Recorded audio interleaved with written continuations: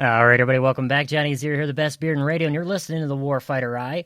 Still so much to come here on today's show. Lots and lots of stuff to talk about, and hopefully you guys caught the guests we just spent the last hour and a half discussing stuff with. And we were talking about the hyperbaric oxygen therapy on post-traumatic stress and TBI. Really, really exciting and interesting stuff.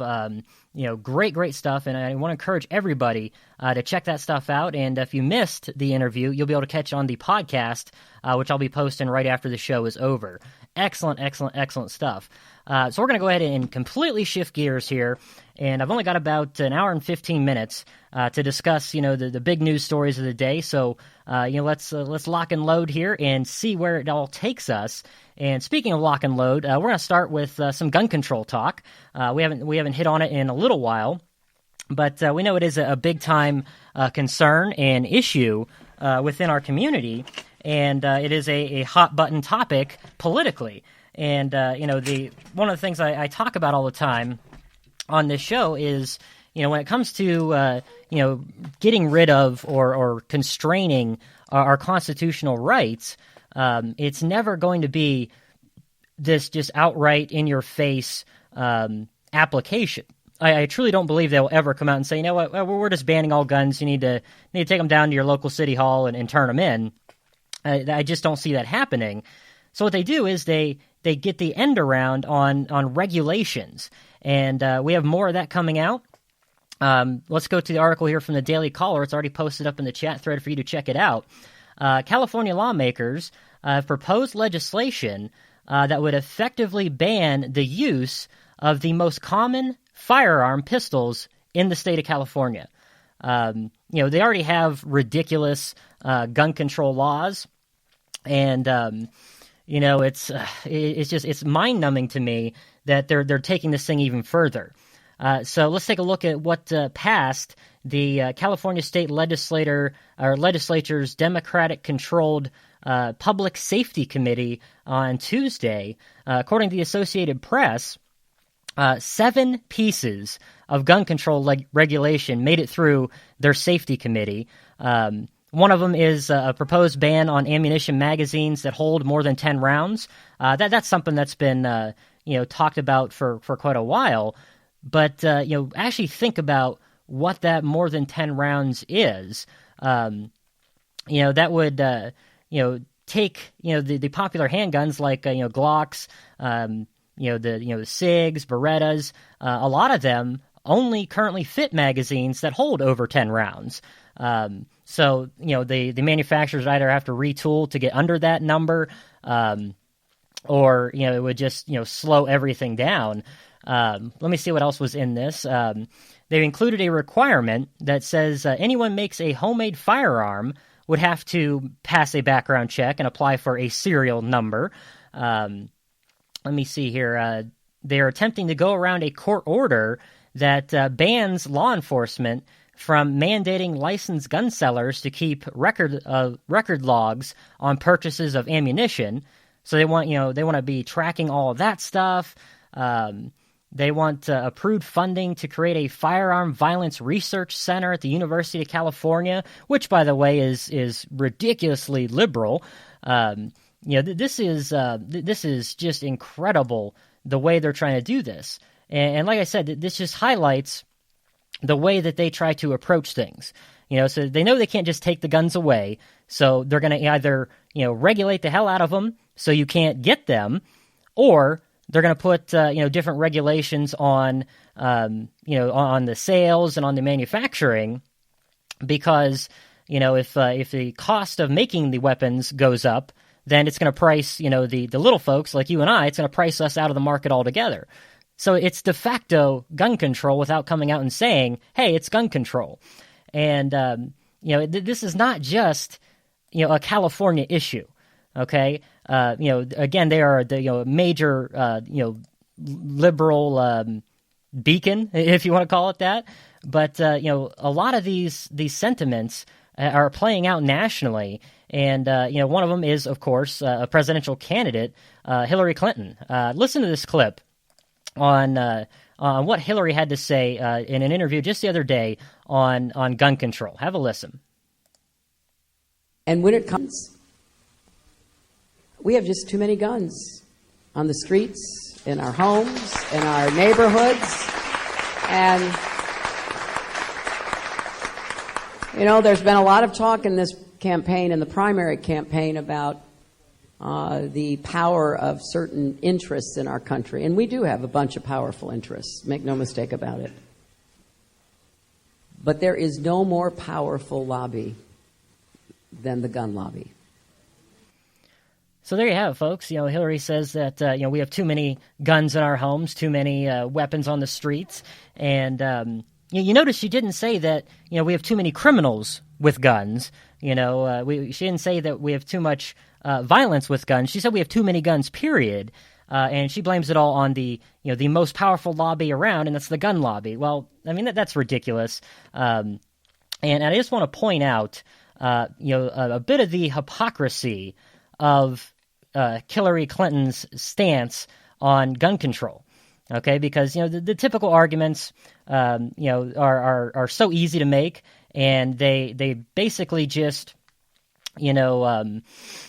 ignore all of that, because you guys are making great points here. Kristen says on the thread, why not? Gun control worked in Chicago.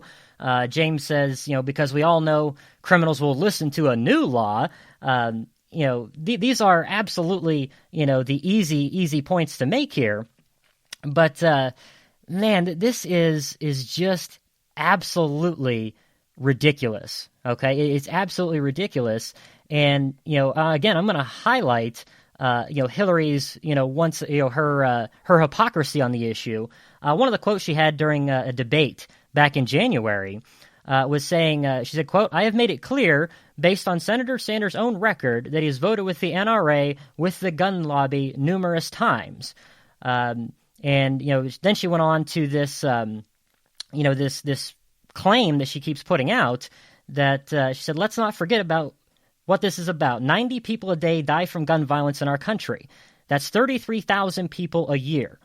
And, I did some fact checking on that. And yeah, the statistics for, firearm related deaths is, about 33,000 people a year. But the vast majority of those are suicide. It's not, assaults or anything like that. They're suicide. So instead of addressing, the suicide issue, she's using that to address the gun issue. I mean, it's ridiculous. And then, if you dig a little bit further, I'm just going to throw up a couple little articles here, again, to highlight the hypocrisy of Hillary Clinton and some of these politicians. Let me see here. I got it posted in the chat thread now. Hillary Clinton, of course, is deeply tied to the Clinton Family Foundation, and we've talked at length about how there's a lot of impropriety there. This goes hand in hand with her whole email scandal and all that. But check out this article from the International Business Times. They have documented the major donors to the Clinton Foundation got weapons deals from Hillary Clinton's State Department. So while she was in charge of the State Department, donors to the Clinton Foundation got these major gun deals. And one of those was, it was a group of American defense contractors led by Boeing that delivered $29 billion worth of advanced fighter jets to the Saudis, the Saudi Arabians. And, Israel was really upset about it. A lot of other countries in the Middle East were really upset about it. And, the State Department had documented all these concerns about the repressive policies of the Saudi royal family.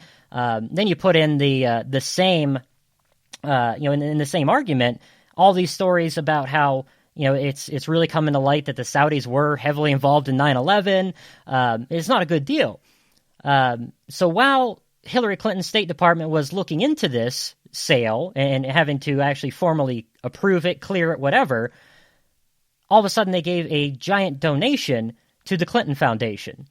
Boeing, the defense contractor involved, contributed $900,000 to the Clinton Foundation, and all of a sudden it got approved. Under her leadership, the State Department approved a total of $165 billion worth of commercial arms sales to 20 nations who donated money to the Clinton Foundation. Now, that's double the value of American arms sales made to those same countries during the same period under President Bush. The State Department also authorized $151 billion of separate Pentagon broker deals for 16 other countries that donated to the Clinton Foundation. So, I mean, just let that sink in for one moment here. Under someone who is all about, gun violence and gun control, weapon control, she approved $316 billion, that's billion with a B, to countries who, have human rights abuses, who are, and we're not talking, little pea shooters. We're talking major weapon systems. So I just wanted to point out a little bit of hypocrisy there, to keep in mind when you listen to these people talk about how, this all kind of comes together and they keep telling you that you don't need to have guns to defend yourself. Keep that in mind. And speaking of the Saudi Arabians, that brings us to the next story here, and this is a big one. The article I have here comes from the Daily Mail, and this is actually being reported everywhere. And I've been watching this for a couple days just to see where it goes. We mentioned it the other day. There's been a lot of reports, hinting on that they want Congress to give, families of the 9/11 attacks the right to sue Saudi Arabia because of their loss in 9/11. And, we just talked, I think it was yesterday, that we just approved that they could sue the Iranians for the Beirut bombings and a few others. So why would the Saudis be any different? Well, we've never formally acknowledged that Saudi Arabia was directly involved in 9/11. And New York Mayor Rudy Giuliani, had an interview here, and of course he was the mayor during the 9/11 attacks, and he's being very, very vocal on this subject. He says that he was offered $10 million by a Saudi prince just after 9/11, to kind of call it hush money, call it whatever you want, and he urged the president to release 28 pages of this report on the attacks that have been kept completely secret. And joining me now is our long-lost executive producer, Miss April. April, how are you? I'm not exactly lost. I've just kind of been camouflaged. Camouflage, yes. Well, it's I've been in hiding, not hiding. I'm here, but not here. Like I tell my kids, you never know where I'll be or where I'll pop up. Right, exactly. So we are glad to have you back here. It's been too long since you've been on the air with us, and we've been having a great show today. And right now we're talking about all this talks of Saudi Arabia's involvement in 9/11. The fact that a lot of folks are pressing Congress to let the victims' families from 9/11 to sue Saudi Arabia because of their involvement in it. And this is a big time topic. They've been talking about it really for years, and nobody has actually said which way they think this is going to go. But the point that I want to make here, while this is all being talked about, President Obama met with the Saudi king, today actually, and didn't mention this report at all. Does that surprise you? Not in the least. But he was supposed to have the most transparent administration in history, but he says he opposes the bill to allow folks to sue the Saudi Arabians and to release these documents because he says it could lead to cases directed against the United States in foreign courts.